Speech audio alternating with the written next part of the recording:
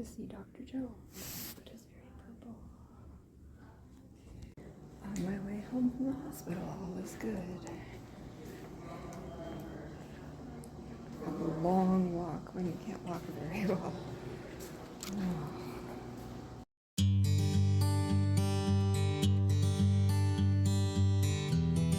Hey y'all, welcome to CRPS Diaries, or if you've been here before, welcome back. And before I forget, don't forget to hit the like and subscribe button below and the bell to be notified of further vlog posts that I do. I haven't been around in a while, honestly, because there's not been a whole lot new to tell you. I did have a follow-up with my surgeon a month ago now, or close to a month ago, and my CRPS foot with my toe is finally fused, so that's really good news. Yeah, it was a long haul. And we also had our Canadian Thanksgiving since I've seen you last, and I had some video done of it, or I did some video of it, but a lot of it didn't turn out. I will show you the one little clip that did turn out at some point in this post, in this blog post. I hope you, if you're from Canada, you all had a great Thanksgiving. My husband and I did. We usually just have a quiet one, but we do the whole turkey dinner and trimmings thing.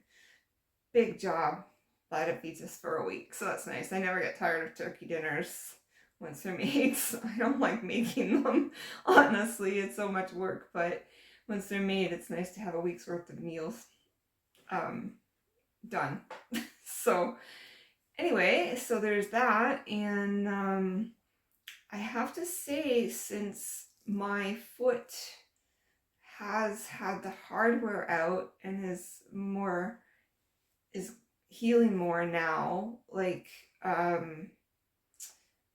think I'm like 5 weeks out, maybe 6, from having the hardware removed. So when I first started trying to walk on it, it was rough. It was really, I wasn't ready. Like, the surgeons say when you get your hardware out, you can start walking in a couple of days. That is not true. I'm guessing it's not true for anybody, let alone somebody with CRPS. So anyway, it's been like I said, about 6 weeks now, and I'm starting to walk better. And the CRPS is letting me walk better as well, which is huge. So I'll take it.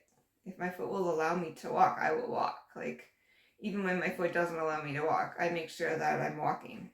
You know, it hurts like hell when it's bad, but even when it's not, to some degree, but not as bad, to some degree, it's still really painful, and the more I walk, the more it hurts. But lately I've noticed that, you know, I would go through phases where the CRPS would ease up a little bit, you know, and I could do more in a day and last longer before I couldn't take it anymore.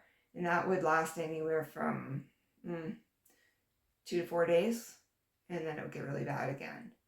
And right now it's been a couple of weeks, and I'm still able to walk not too badly. Come the evenings, I will use the wheelchair, because evenings are always worse. But yeah, during the day, it's a gift. Like, I'm gonna show you this, you'll laugh, but I've even got a shoe on my bad foot. So, and I'm walking with that shoe. I was wearing slippers, but the slippers, you know, memory foam crap, they go flat after a while, and it's almost as though you're walking in stocking feet, and that was too painful for me. So the lesser of the evils is to have a shoe with some support. So yeah, that's really good news. Probably the first good news you guys have heard in a long time that I've been getting. I'm kind of always on edge. I never know. Like, it's been a mind game for over a year, you know, where I think maybe my foot's getting better, and then it gets really bad again, and then it feels better for a while, so your mind starts to go, well, am I getting better? So I'm kind of trying to balance that with, for now, it's doing better. So I'm not on this up and down roller coaster in my mind of, oops, sorry, I kicked the camera stand. Roller coaster in my mind. On another note, I want to share this, that I think I've talked throughout my vlogs. If you've watched them, you'll see that I've had some pretty horrific situations with medical staff and things happening during my last 2 years of surgeries. And the last experience I had, my last surgery, I had a very bad experience with the anesthesiologist. He was just brutal to me. Like, the nurse was having trouble getting an IV in me again. I always have trouble with my veins now. I used to have the best veins ever, and now every single time it takes numerous tries to get an IV in, and it's painful and it's frustrating. And I never used to be freaked out about IVs.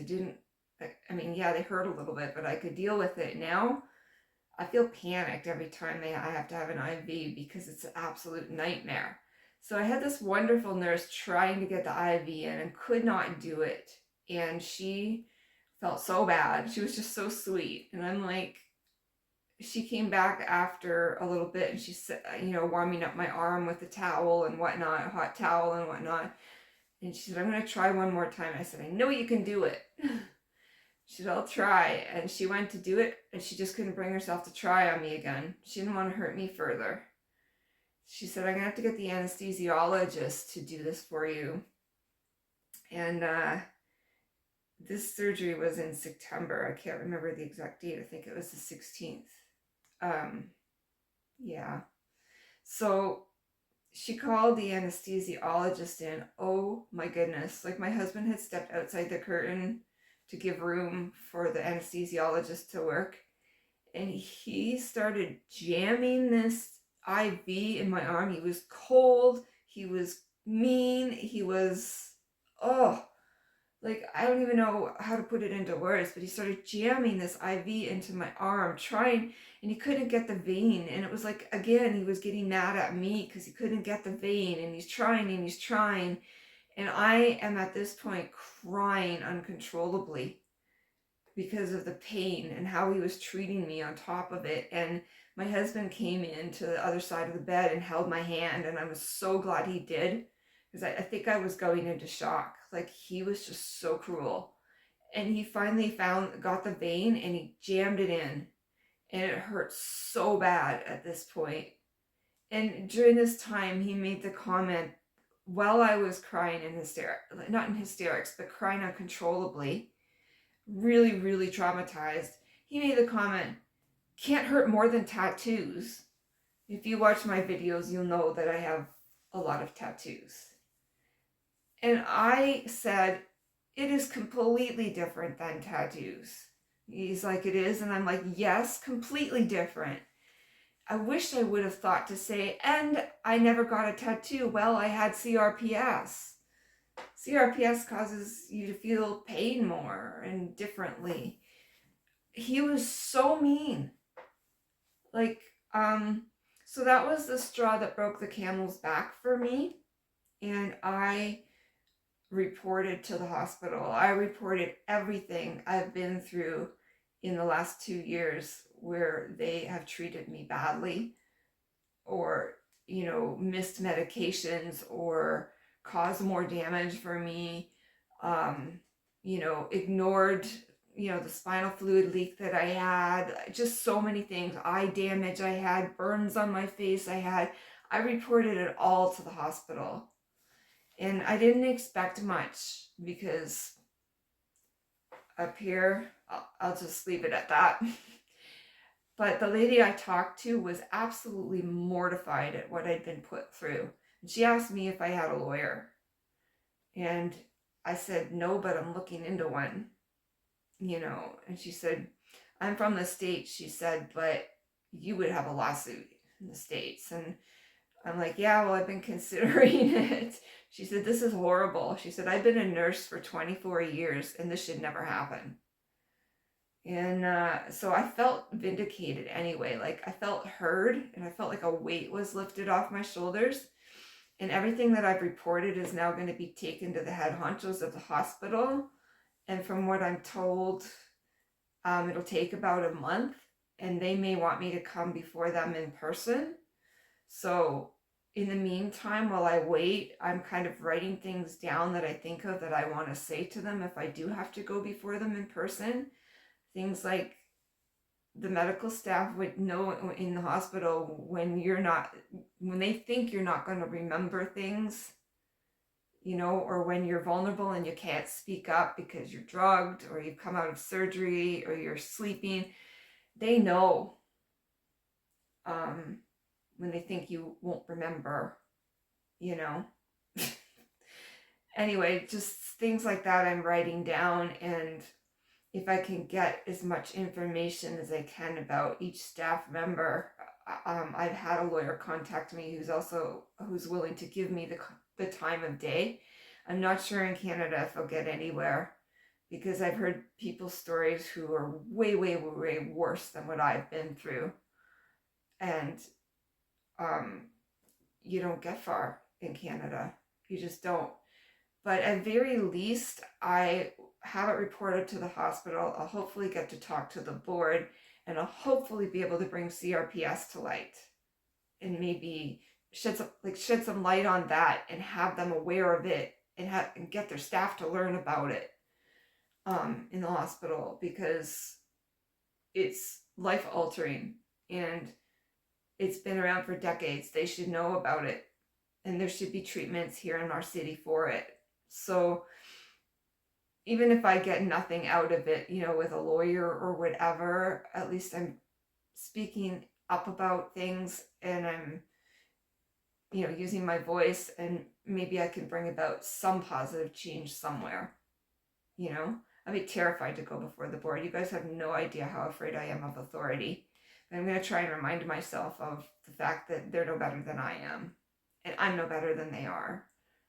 And we're just people, and hope that I'm heard. So anyway, guys, I guess I had more of an update than I thought. Sorry it's been so long.